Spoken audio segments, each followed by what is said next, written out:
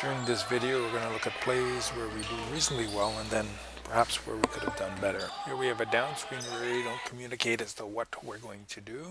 The result is late on the closeout. Good comment on the blocking out, but in this sequence, we get an opportunity to play good perimeter defense. We're trying to keep the ball out of the paint and pass away. We can be in denial or in the gap. 2 and 3 passes away, we can be on the help line. We lose the baseline drive and get a reasonable response. Side help is aware of the baseline player. To be effective, we also need to be aware of that dive from the post. After this post entry, we get 3 people on the ball. Good backdoor cut. I think if we're on the help line, we have a better shot at getting to that backdoor cutter. On this baseline out of bounds play, we end up being in a good position to defend the drive. Not sure why she gets to the backboard when we have 4 people aware of the ball. Not sure what we were playing on the screens here. Switching, I don't see us up on the screener's hip. If we're weak side, we got to get into that gap.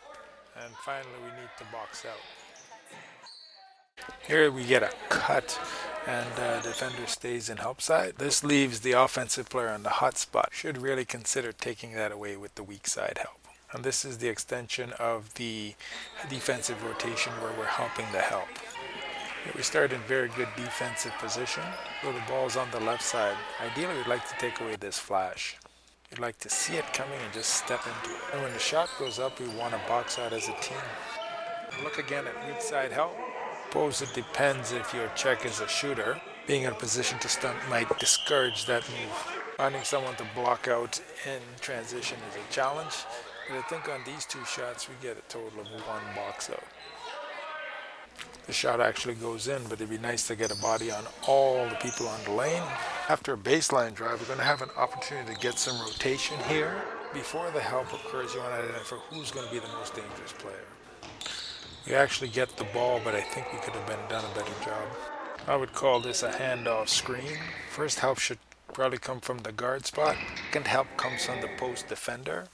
It then would be best to identify the most dangerous person and get a body on her.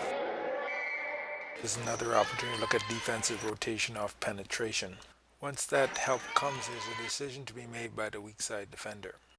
Once the shot goes up, that should be communicated, and then we want to box out away from the hoop.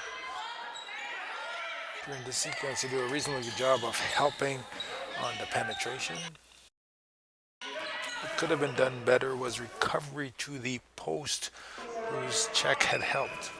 In this video, we're looking at decision making. Now, not all decisions are easy. Here we have the defender 1 pass away. Now, should she be in the gap or should she deny? I suppose it depends what type of player her check is. My thought here is that she should be in the gap, able to stunt at least.